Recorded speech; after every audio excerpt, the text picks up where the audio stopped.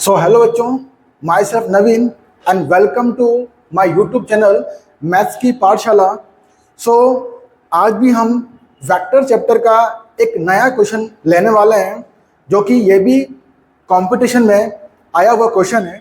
So question is, if A vector plus 2b vector plus 3c vector equal to 0, then a cross b plus b cross c plus c cross a की value आपको find करनी है। और यहाँ पे आपको 4 option दे रखे हैं। ठीक है, देखिए स्टार्ट लेने से पहले आपको यह सोचना है कि ऑप्शन देखकर, ऑप्शन को ऑब्जर्व करके आप पहला स्टेप क्या लोगे।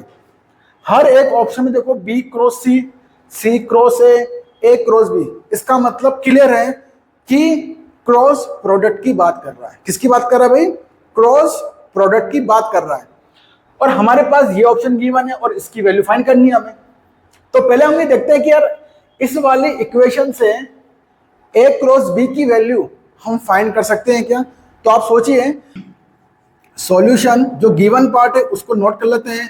a vector plus 2b vector plus 3c vector equal to 0 vector. क्या करने वाले हैं, इस वाली इक्वेशन में हम दोनों तरफ क्रॉस प्रोडक्ट कर रहे हैं। किससे? a वेक्टर से। सो a वेक्टर से हम दोनों तरफ क्रॉस प्रोडक्ट कर रहे हैं। तो a vector plus 2b vector plus 3c vector equal to a vector into 0 vector. तो a वेक्टर का होगा क्रॉस प्रोडक्ट a से, वो 0 देगा।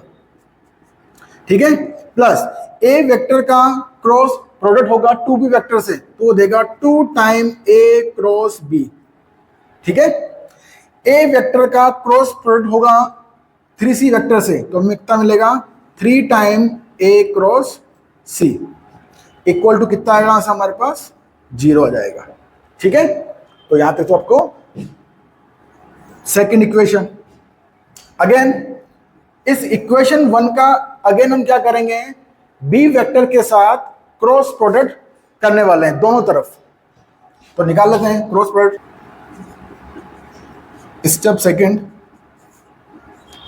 b वेक्टर क्रॉस करना है आपको इस गिवन पार्ट में।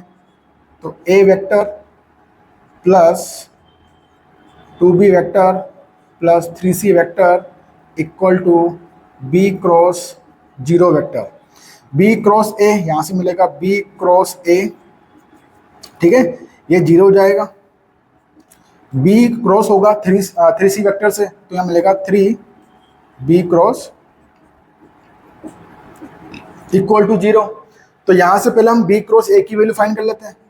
तो b cross a equal to आएगा हमारे पास -3 time b cross c, equation number 3।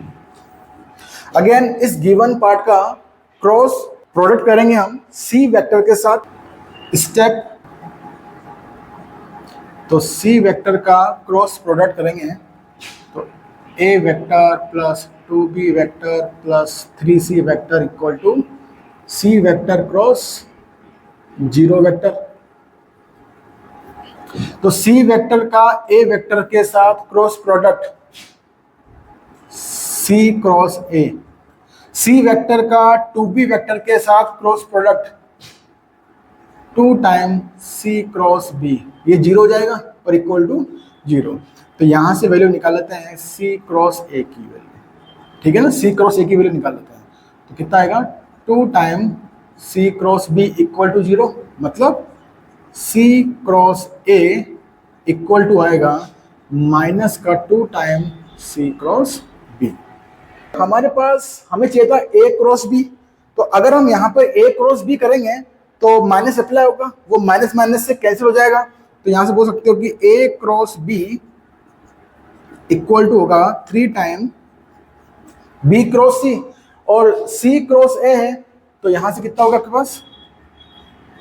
हमें क्या, तो c cross a equal to -2 time c cross b। लेकिन यहां पर b क्रॉस c था, तो हम चाहते हैं कि यहां पर भी क्या आ जाए? b क्रॉस c आ जाए।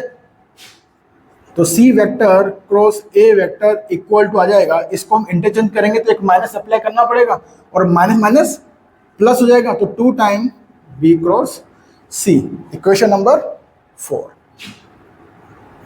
ठीक है, स्टेप सेकंड हो गया, स्टेप थर्ड हो गया। अब देखो इस पूरे का आंसर या तो वो बी क्रॉस सी की फॉर्म में आएगा, इस पूरे का आंसर या तो सी क्रॉस ए की फॉर्म में आएगा, या इस पूरे का आंसर ए क्रॉस बी की फॉर्म में आएगा। तो पहले देख लेते हैं।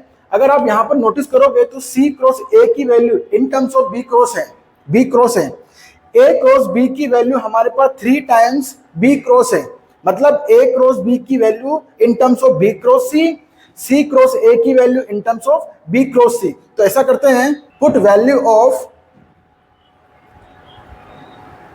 A cross B and C cross A in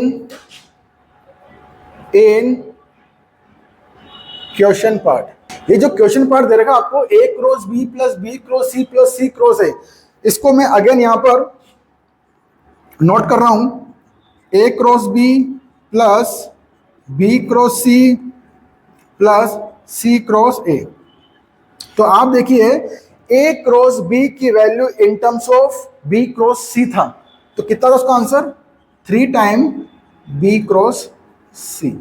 ठीक है, अगेन यहां पर वैल्यू नहीं पुट करनी है आपको B क्रॉस C की जगह, क्योंकि यहां पर जो ऑप्शन था वो B क्रॉस C की फॉर्म में आ रहा था। तो हमने एक बार चेक किया है कि कहीं B क्रॉस C की फॉर्म में आ रहा है क्या। ठीक है, प्लस C क्रॉस A की value in terms of B cross A है, वो कितना है? 2 टाइम B क्रॉस C। तो ये 3 time B cross C, 1 time B cross C plus 2 time B cross C। So answer is 6 time B cross C। तो ये हमारा final answer होगा। अब आपको ये सोचना है कि अगर मान लो B क्रॉस C की फॉर्म में अगर आंसर नहीं आता तो मैं शिफ्ट होता C क्रॉस A की तरफ। अगर यहां से भी आंसर नहीं आता तो फिर मैं कोशिश करता कि पूरा एक्सप्रेशन A क्रॉस B की फॉर्म में आ जाए। सो आई होप आपको क्वेश्चन अच्छा लगा होगा। अगर क्वेश्चन आपको अच्छा लगा है तो वीडियो को लाइक शेयर एंड सब्सक्राइब जरूर कीजिए। जय हिंद, जय भारत।